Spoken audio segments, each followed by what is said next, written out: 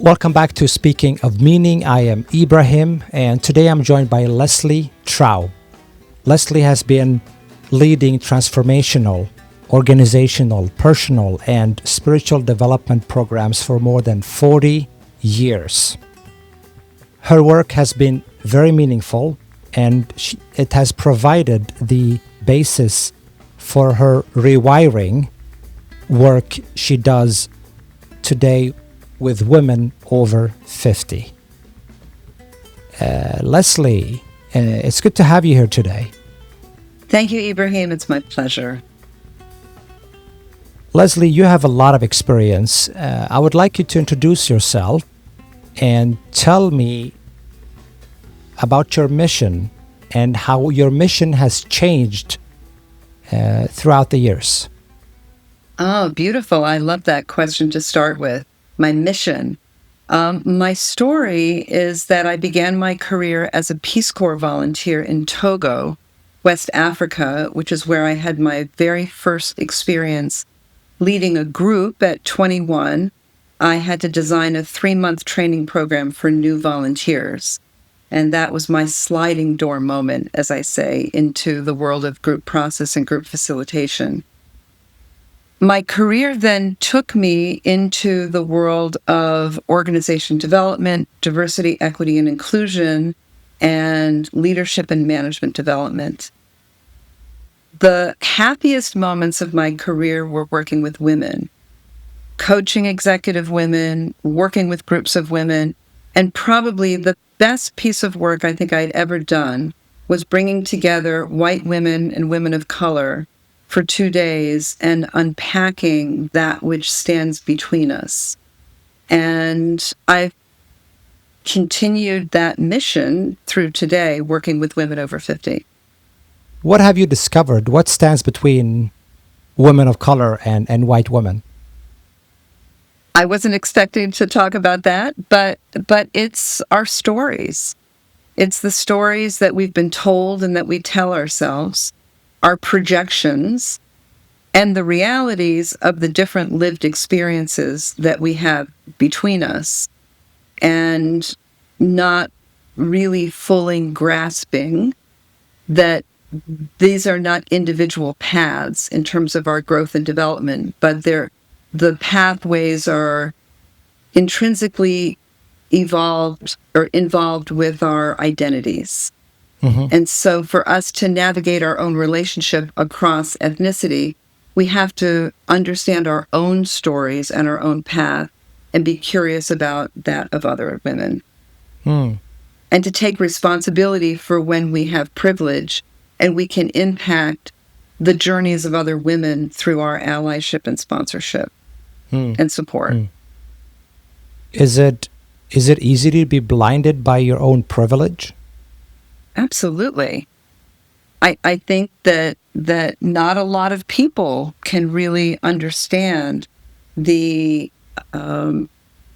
impact of privilege, and that's by definition the word privilege. I don't need to understand that I might have advantages that other women don't, simply by having light-colored skin.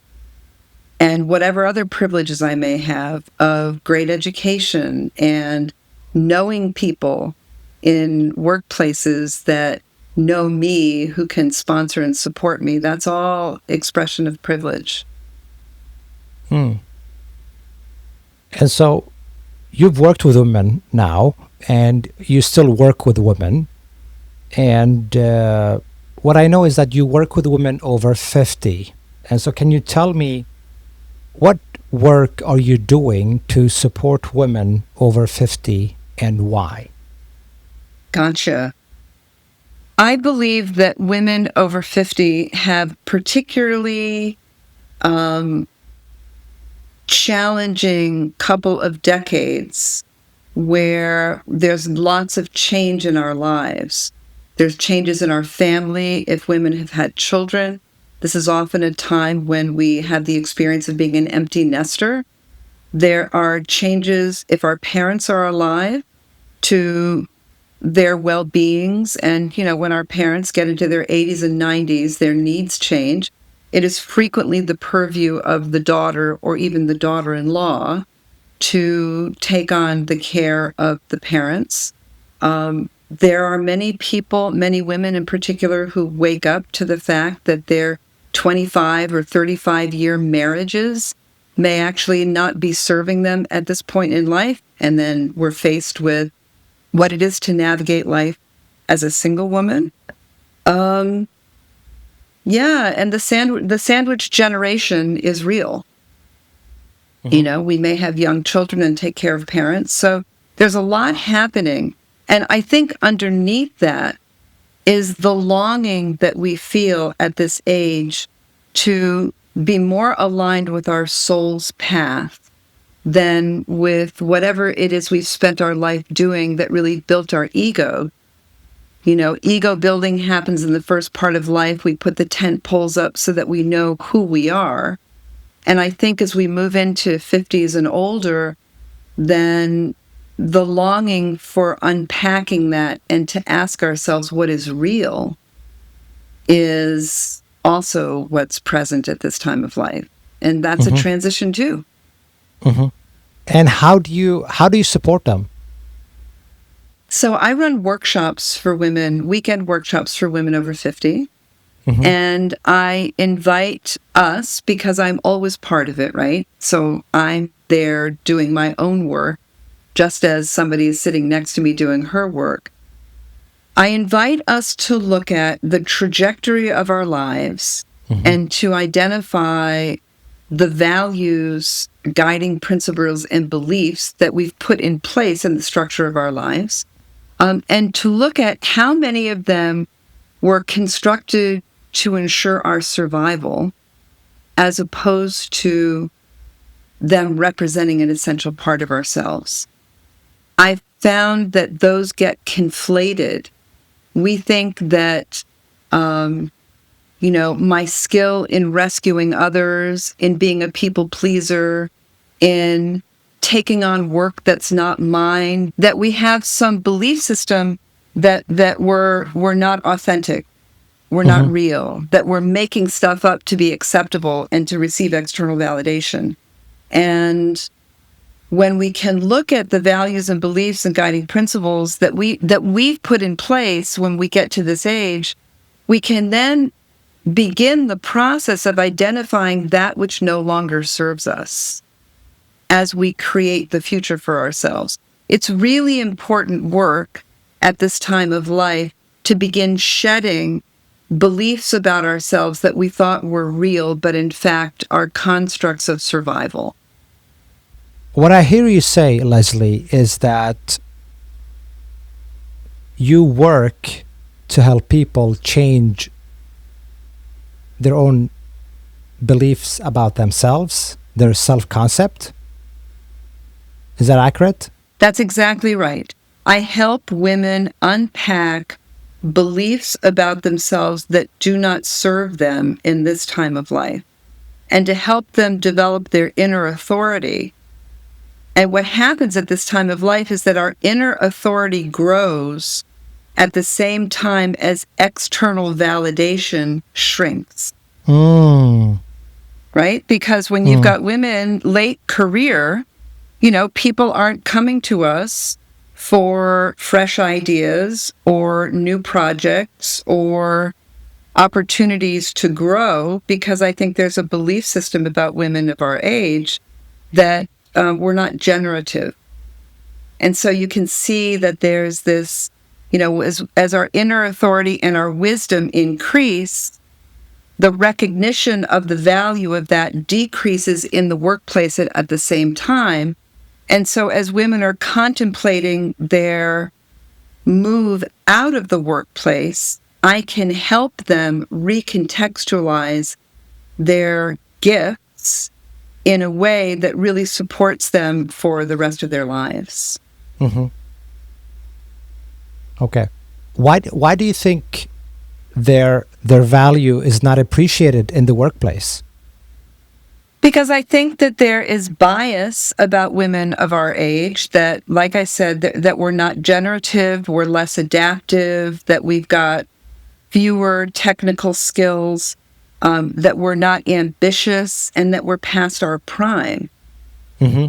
These are all well seated in our cultures, and it gets acted out by decisions that leaders make about us. And to be in more pernicious way, we also can begin to believe that about ourselves because the narrative is so in our common culture. Mm. Mm. So over time, you start to internalize those biases out there. No question about that. In every place there's bias, we can internalize that and believe that it's true, unless we have the resilience and the self-concept to know that all of this is projection from some other story and doesn't belong to us. But it's hard to really have that kind of resilience if we haven't done the personal and maybe spiritual development work to know who we really are and to know the value that we have in the world. That's why I do the work. That's my mission. So I want us all, everyone that I come across, to really see the value that each of us has, and the gifts and the wisdom that has come from all of the experiences we've had in our lives. That's where wisdom is from, right? Mm-hmm. Wisdom comes from the wounds that we've experienced and how we've learned what we've learned about ourselves from those difficult moments in our life, whether it was in our childhood or in our workplace. There's always moments of stretching and growing. And if we don't lean into those opportunities, we don't get the benefit of it. But if we have enough presence of mind when we lose a job, when we didn't get the promotion, when what we had to share in that meeting wasn't received, or whatever the moment, our kid says that he or she hates us, whatever the moment, the trigger, if we have the presence of mind to lean into the learning that offers us, then we grow in wisdom. I guess it takes self-awareness to be flexible and aware of when you are going through some hard times, and learning to actually take a step back and see, what can I learn from this? How can I grow? How is this benefiting me? Yes. Because I think and you told me this yesterday, that a lot of people, for instance, see their job, their title, they confuse that with their identity. And so once they lose that job, that title, they don't know who they are anymore. That's correct. We get very attached to identity, and identity is really what happens in the first half of life. The ego has to do the work, the work that where the world tells us who we are, through our positions, through who we work for and with, and the opportunities that come our way. That's all how we know who we are. And there's a point at which that is no longer relevant. One of the interesting things that I've seen is that I'm sure you and your listeners are familiar that in the U.S., there have been many, many jobs in the last years that have ended, mostly in the federal government, but in many of the businesses that support the federal government, hundreds of thousands of people have lost their jobs. And what I have seen with those with whom I've worked, which is a handful, right? It's not 100,000 people, that handful has used the opportunity of the loss of their job to reflect on the big questions in life. Who am I? What's important to me? Where does my joy, what is the source of my joy? And probably my most senior and accomplished women who I've worked with in the last year have all decided to step away from the workplace because they found the parts of themselves that they really value, and that were not valued in the workplace. And on top of the difficulty of trying to find a job at 58 or 62 years old. Not easy. And if they didn't need those jobs for financial security, then they had a choice to go out into the world and find their full self-expression and find their joy and their purpose, or to fit themselves into a box inside an organization if they were lucky enough to find a job. And, occasionally people do find the work, the professional work that really lifts them up and has them be fully self-expressed and appreciated for their gifts. It's rare, but it can happen. Yeah. That's a lot of people who don't feel seen, heard, valued in the workplace. I think that it's epidemic, Ibrahim. I do, and I think it's more epidemic for women and people of color than it is for whoever's in the majority culture, whatever country you're in, because it's really hard to try to fit in to somebody else's world and to adapt whatever behaviors get you acknowledgement and kudos and to be at home with yourself. It's very difficult. Yeah. Because you don't feel safe being yourself at work. Correct, because there's not a lot of invitation for you to be who you are. And when you are self-expressed, there's a lot of messages that come back to you, like, don't interrupt me in a meeting, or wait until I invite you to speak, or I don't like how you talk, you're speaking too loudly, or the micro messages that come back to us in the workplace are profound and pernicious, and they're all designed to have us fit into somebody else's world in which they are more comfortable. I guess people who are, or people who belong to different minority groups are aware of those micro signals. They pick them up, whether consciously or unconsciously. Absolutely. You learn because they want to fit in. Exactly. You learn how to be successful if you want to work in a particular world. In the dominant cultural world, you learn the rules, the norms.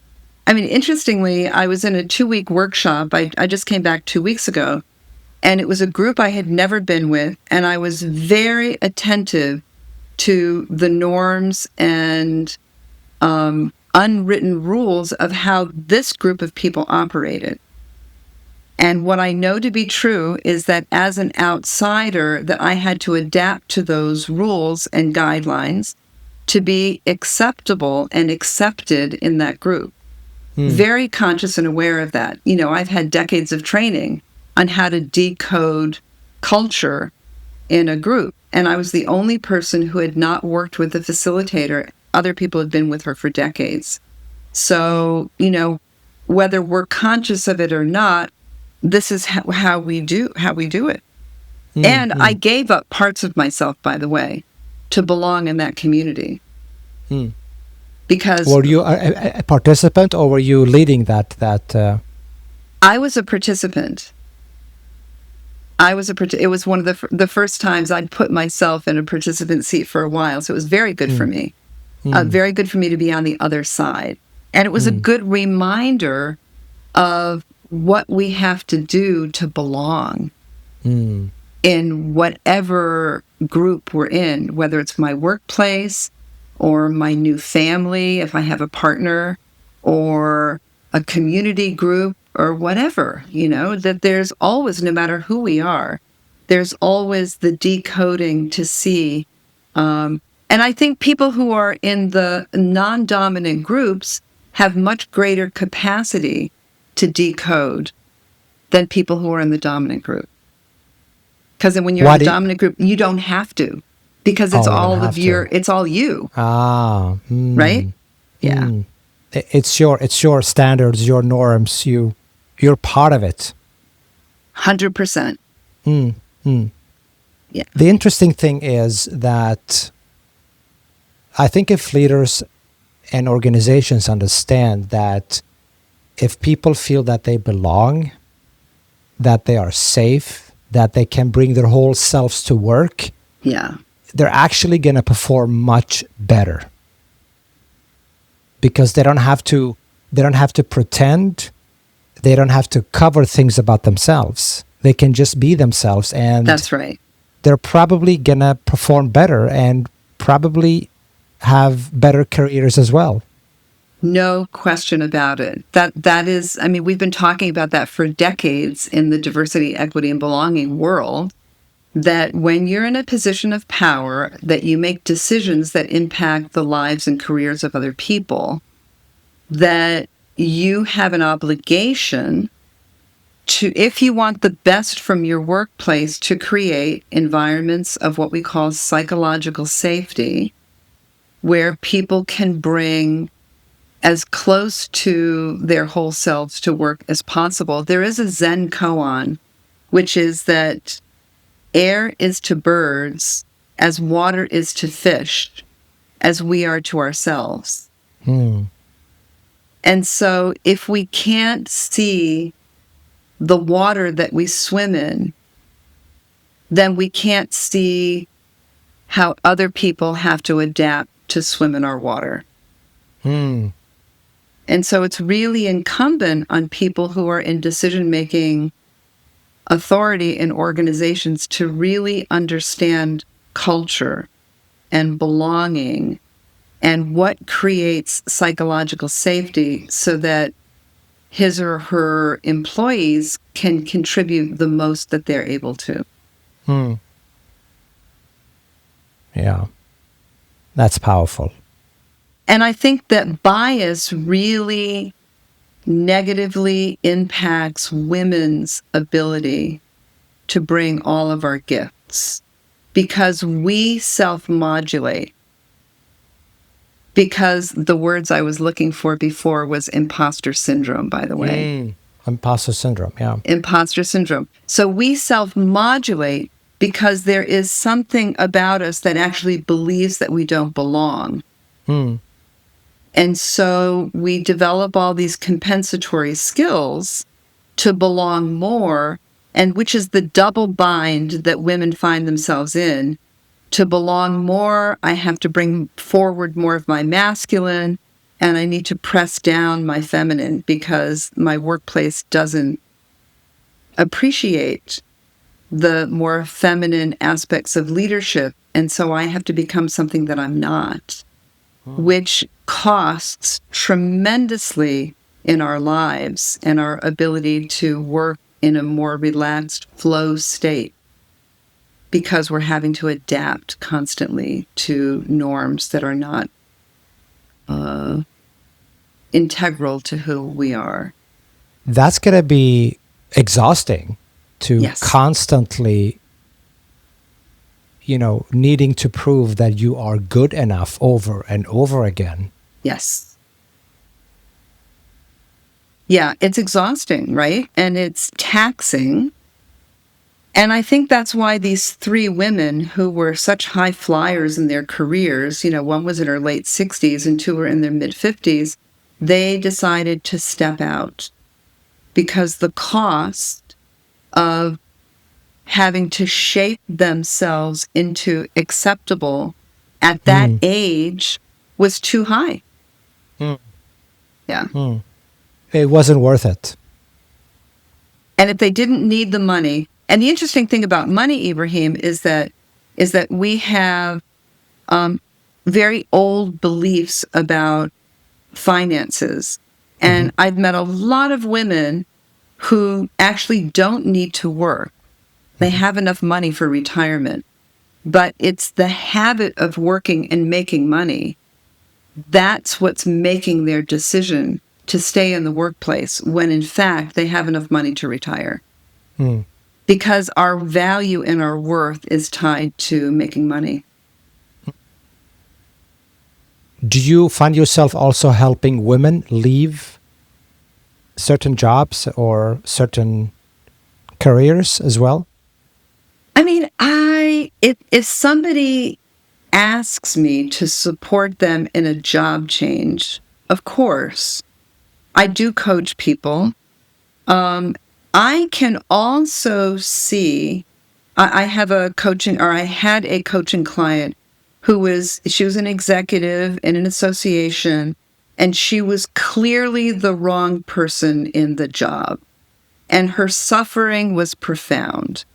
And I did ask her some questions that enabled her to look at the cost benefit of staying in that job. Why was she the wrong person, do you think? Bad match with the CEO. That's, it's not like there's anything wrong with her. He was a founder. Founders create the culture. She was outside of the culture. And so she was constantly banging heads with him. And she'd had a very successful career as an association executive. So it wasn't anything wrong with her or with him. All of her attention, though, was on what was wrong with him. And so that was not a productive place for her to stand. And so I made gentle suggestions about, inquiries about, when have you been really happy at work? What has that looked like? Where were the alignments? And how does that compare to this workplace? And to begin the process of looking at, could you find that somewhere else? As opposed to keep trying to bend herself to fit this man's expectation of who she needed to be as a COO in his organization. And what happened? Did she leave? She did. Okay. She left, but she left without a job. And this woman is in her late 50s, and I was with her for about 18 months trying to support her in finding a new job, and she eventually just left without a job to go to. And so I am hoping that she has either been at peace with stopping working and moved on to find joy in her life, or that she's found the next really good job for herself, where she feels known and valued. Do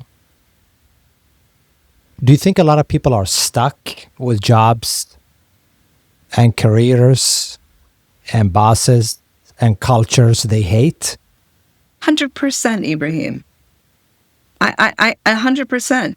I mean, I did a podcast earlier today, and I talked about how early in my consulting career, I created a program for one of the big accounting firms because their model is to bring really smart young people right out of college and to train them and to churn them and see who rises to the top.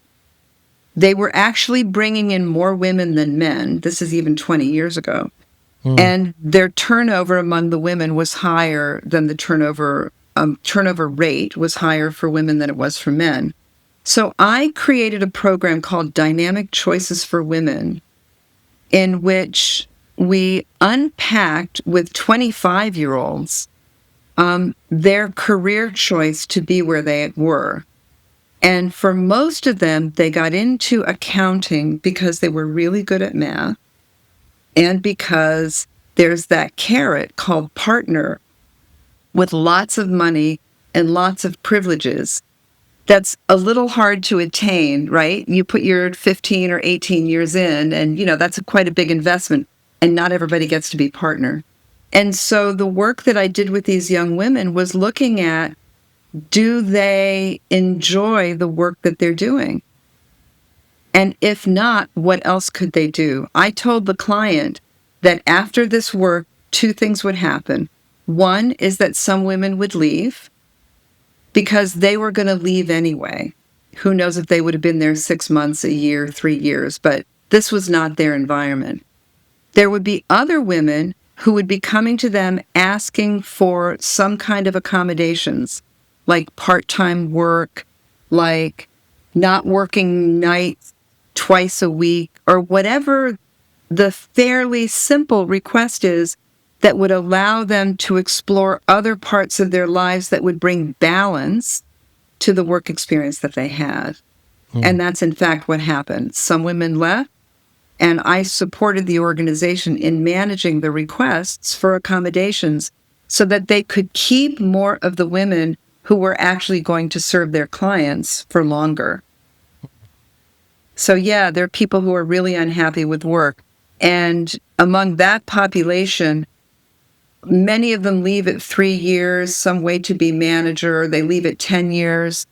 But, they lose a tremendous amount of talent because they're not permitting these young people to have the kind of experiences that make their lives richer.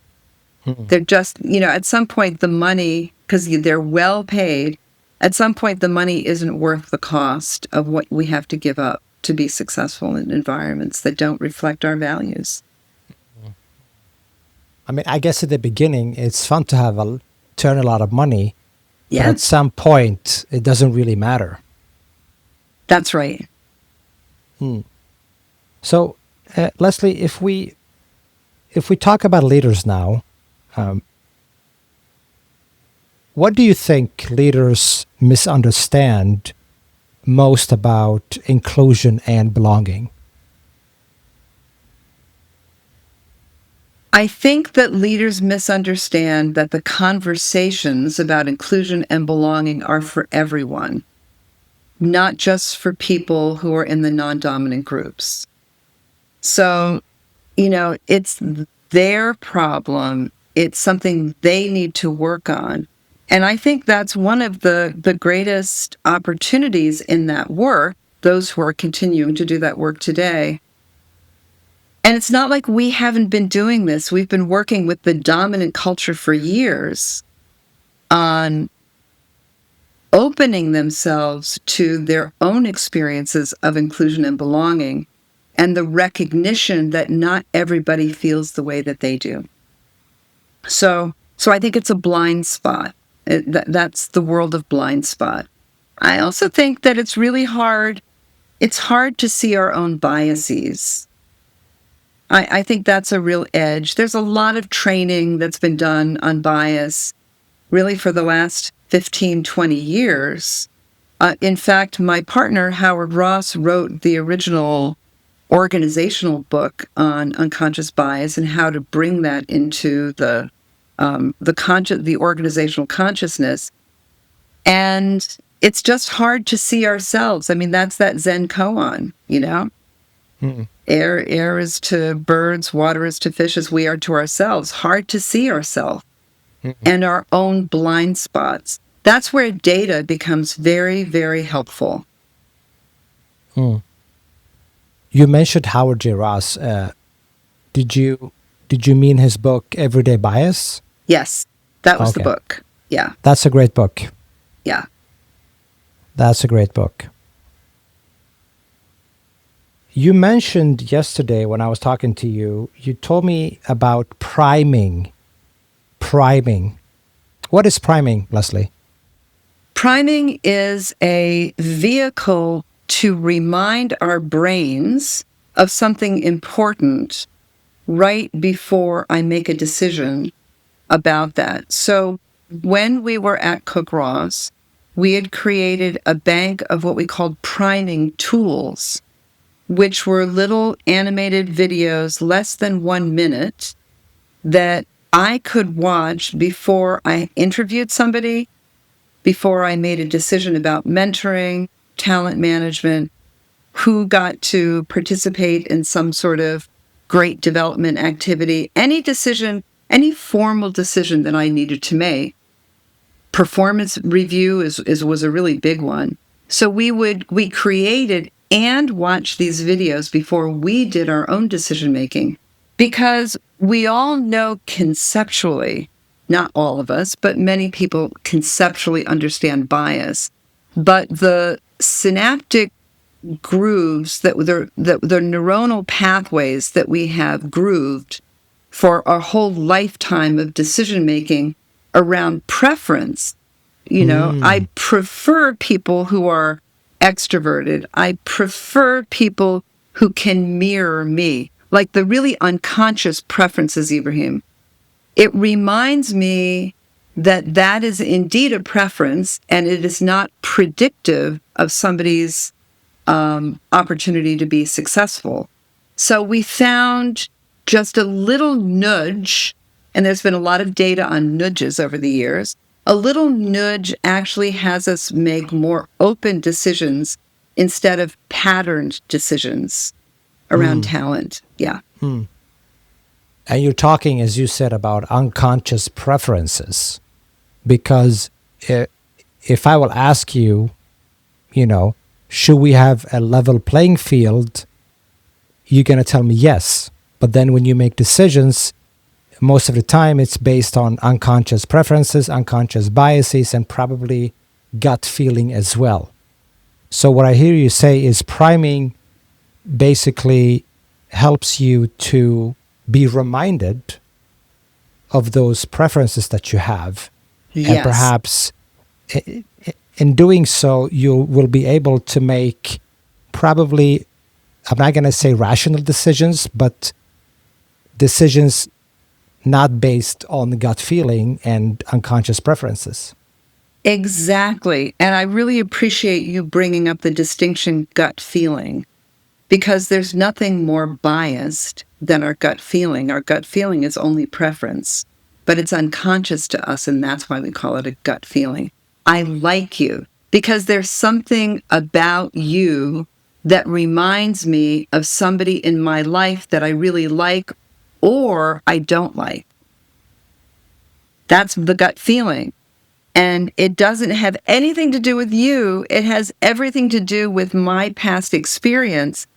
And it's patently unfair.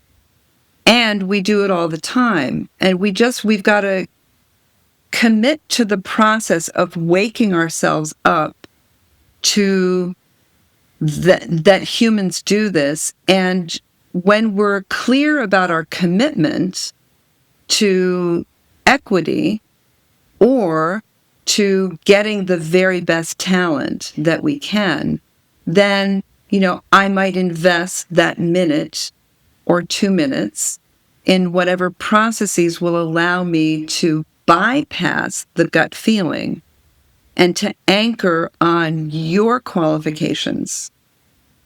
And that's why priming is so important. Yes. All right. Leslie, what does real inclusion and belonging look like in everyday behavior in the workplace? I would say, first of all, I would say that it's really difficult to achieve real inclusion and belonging, that it is always a work in progress. And having said that, I would say that that what it looks like is that people in the workplace have an experience of what we call psychological safety, where they feel like they can share whatever it is they would like to share around whatever content we're working on, and they're not holding back because of some sort of, reluctance to say what's true for you because you've had negative response in the past, right? So it's really about people feeling like they're part of it and that they don't have to cover themselves to be acceptable to whatever the mainstream is in the organization. We can be who we are. Our gifts are available. A lot of leaders, a lot of organizations, they proudly say that they work with against bias and they embrace diversity. Yeah. It looks really good on the website, and they've checked all the boxes. They have a bias training, a diversity training, and so forth. But when you look deeper, you see that there's toxic culture. People quit. There are some diversity, but not on every level, and so forth. And and sometimes I feel that organizations do that just to look good on paper. No question about it. And by the way, in today's world, all of that has been stripped away. So the externalized branding of being a organization that values inclusion and diversity is now, can be seen as a liability and not an asset. So the world of diversity and inclusion is not what you say about it, it's how you be. And I'll give you an example of a gentleman I met 3 weeks ago who runs an organization in the world of TV and video and things like that. He has a large department, and he was sharing with me that his department always gets top scores in their organization culture surveys and far higher than any other unit in his organization. I have seen that before, and this wasn't about him showing off at all. What he was doing is, this is a man who has done a tremendous amount of personal development work. He has really taken himself on, and he has learned how to lead his employees in such a way that allows the diversity of their experience and their thoughts, not even identity, although he has a diverse workforce, but he permits that to come forward. People feel like he cares about them and that he supports them in their development.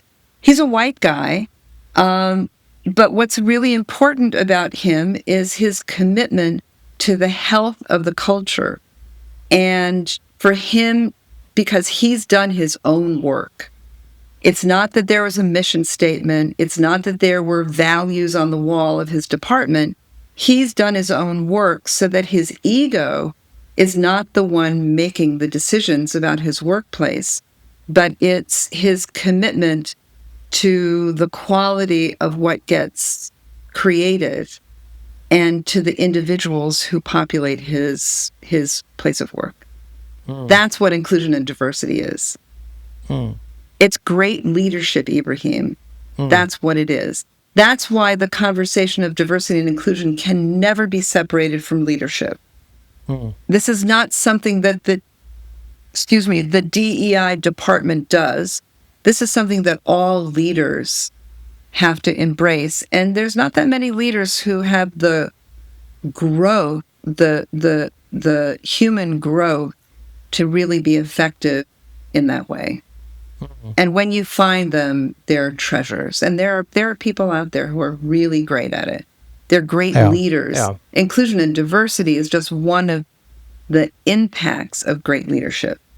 It takes, as you say, commitment and involvement from leaders, the leadership. Yeah. Leslie, we started this show by talking about women, specifically women over 50. What advice do you have for women who have just entered the workforce, perhaps just started their first job, are part of a team, perhaps thinking of or dreaming of becoming a leader themselves? I would say, really, for all women, I mean, we can start with early career women, but I think, our motivations change over the decades of our lives. And I think an early career woman is someone who wants to establish herself and to get the feedback that who she is and what she has to offer is valued. And so that often drives the decisions that we make about where we work and how much we invest and so on. But I would say that my advice for early career women on up is to know thyself. And as you're investing in your career, that you also invest in yourself, and that you get clear on what your drivers are, what your motivations are, what makes you happy, And if that can't be fulfilled in the workplace, then to make sure that you're finding what does fulfill on that outside of the workplace so that you're leading a full and rich life. The burnout happens when we don't have that we're not fulfilled. We're not wholly fulfilled by our life activities. And so we overinvest in the work domain, thinking that that's going to give it to us, but in fact it doesn't. Always. It does for some, but infrequently. When you say invest in yourself, what do you exactly mean? I mean, do the personal development that lets you know what your drivers are, what your motivations are. You know, in the organizational world, there's a lot, it offers us a lot in that space. There are 360s, right? Which is a tool where you evaluate yourself and then people who know you evaluate you. That can be very illuminating. There's all kinds of testing around personality and the Enneagram and Myers-Briggs and the DISC. These are all valuable tools, and a lot of workplaces use them. I would say if you're given an opportunity to learn something about yourself in your workplace, do that. I think if you want to do that outside of the workplace, I'm totally a proponent of therapy, of doing personal development workshops, spiritual development workshops, art, anything that gives you a glimpse into your drivers is really valuable. And the women who have started that journey early, and there are many around me, are much happier humans than those who never get to it or get to it much later in life. I believe it's about self-esteem. How you see yourself, how you value yourself, the degree to which you like and respect yourself. Correct. But that's not automatic, Ibrahim. No, it's not. Right? Because there are a lot of people who have some kind of childhood trauma, far more than we realize. Yeah. Far more people have, something unresolved in their early years that shows up as adults.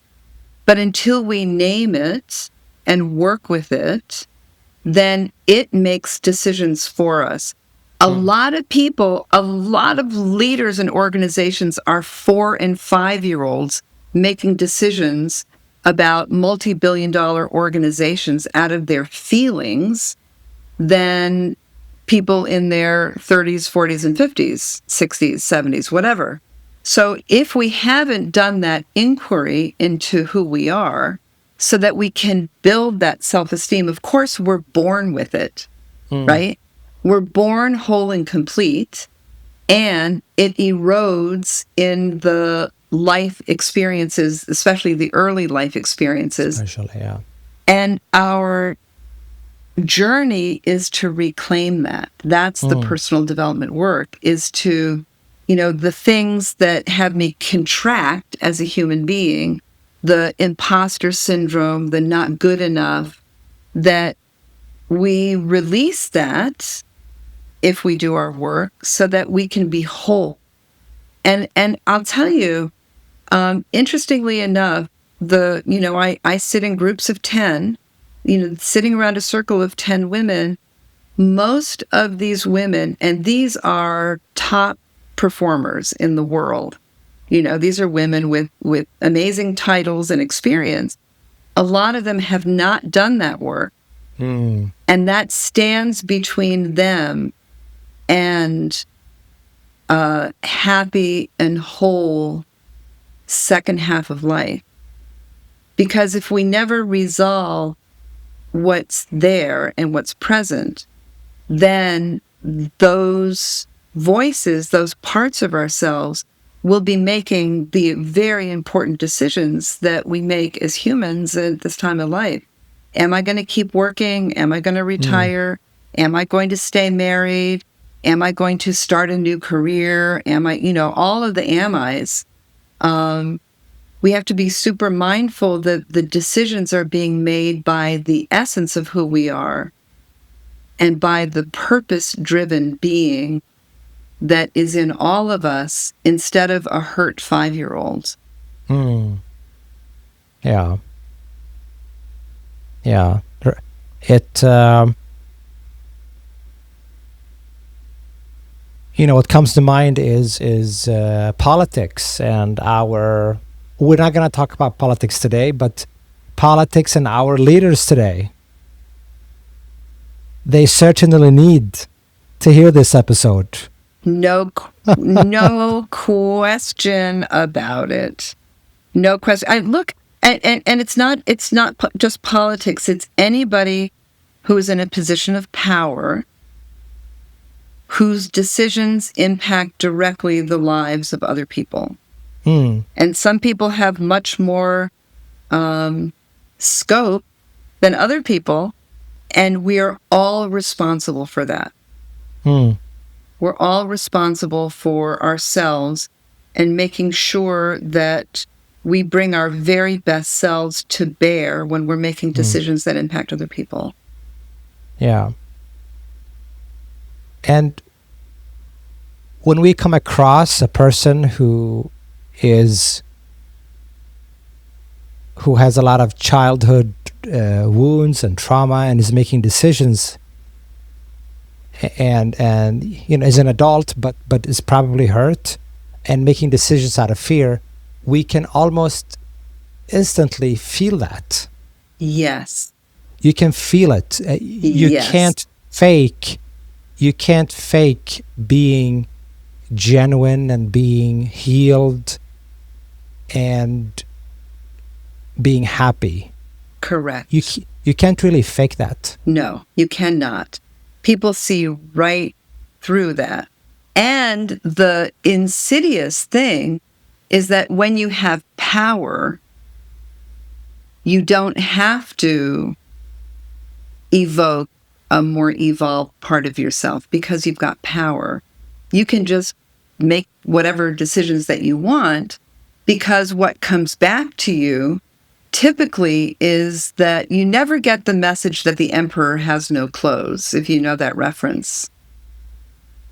People in positions of power often surround themselves with people who are invested in that person in a position of power, and then they moderate whatever repercussions come back to them that keep that system in place, because those people around him or her have something to gain from that person who's making uninformed decisions that impact other people. They're beneficiaries of that.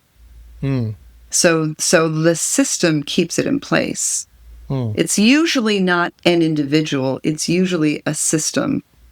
And that was, in my consulting career, that was such a gift, an amazing gift, to be able to expose these gaps in systems where, where feedback did not flow fully between levels, and to actually see real change when people could see that. They could actually see that they've been overtaken by something. And I've seen profound shifts in organizations, not always, because you have to want to change. And you have to be open to the feedback, because if you're not, you just are guaranteed to keep things the way they are. Is there something I should have asked you today?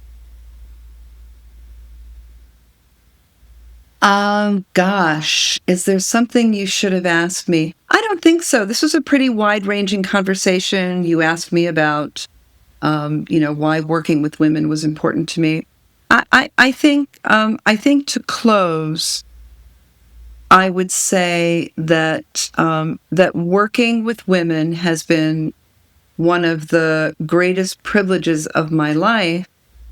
And every time I sit in circle with other women, that I grow. So there definitely is a selfish component to that. When we work together in a group, and I do all of my work in person. I don't do it by Zoom. When we work together in a group and women are telling their stories, what happens in that group is that she is saying a part of her story that I have not recognized in my own life. And it's a way for me to complete something by hearing somebody else's story. And groups work on many different levels, many of which we can't see or name, but there is an incredible power in people coming together and exposing the parts of themselves that are vulnerable, where there's fear, and seeing how many other people share that same concern, that same fear. There's something really healing about that. So I'll just close by sharing the power of that and how much I grow every time I'm given an opportunity to sit with other women. And it's not all about me, it's about us. Yeah. Yeah. What's next for you? Are you going to write a book? So that's a really good question. The book thing has been bouncing around. I've had people tell me that I've got a book in me. So I don't know. I mean, I've got a great... That's why I asked. That's why I asked you. I've got a great full life. Maybe there's a book. I don't know. It will have... I have learned, Ibrahim, to listen for a full body yes about things that are new. My mind has overridden so much in my life that I should do this and I should do that. At this stage in my life, I'm waiting until I get a real yes before I pursue something new. So who knows? Maybe there's a book, maybe not. I did get a full body yes the other day for a new program called The Way of Wisdom, A Woman's Journey. The Way of Wisdom. Yeah, A Woman's Journey. And that will be an 8-day program coming up in the winter. That was like a quick, yep, doing this, what a gift. I always teach what I need to learn. And I'm excited about that opportunity. I'm waiting for the book to be a yes. Hopefully soon. Hopefully soon. Thank you. Where can people find you, Leslie? Find that program, for instance. I have a website called rewiringtogether.org. And by the way, many of the women who have been through my program asked, what about for my husband? And so Howard Ross, my partner and my husband, created a program for men called Rewiring Together for Men over 50. So, and they're different. They're very different because we have very different life experiences. And I think he's going on his 6th cohort, actually, at this point. And I'm going on 19. And how many days is the program? My program for women is a weekend with follow-ups. His program is 3 weekends and lots of inter-program work.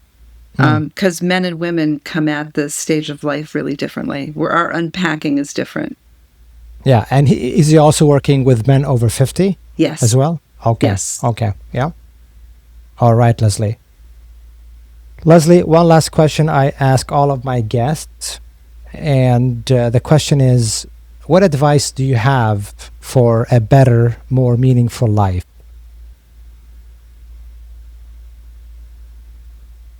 I would say invest in yourself.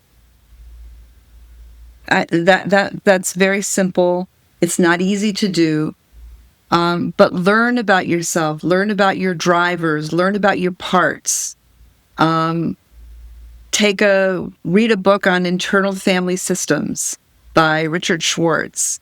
Do the work so that you know what's important to you, your values, your guiding principles, and then don't be attached to them, because some of them may be echoes from a time in your life that wasn't secure, and will not lead you in the direction towards your soul. Leslie, thank you so much for your time. What an interesting conversation. I mean, we've covered we've covered a lot. We've talked about women. We've talked about women over 50. We've talked about imposter syndrome, inclusion, diversity, bias, priming, getting to know yourself, personal development. And what a meaningful conversation. I really appreciate this conversation. And what I look forward to is listening to this episode myself 3-4 times and discovering things also about myself, what I need to learn about myself and things I can develop as well. Because one thing that resonated with me is that, you know, we bring ourselves to work every day. We make decisions based on our emotions, our biases, but also our childhood wounds and trauma. And what a deep conversation. So I want to thank you for that. And your work is important. Please continue to do what you do. And come back again. Thank you, Ibrahim. It was my pleasure.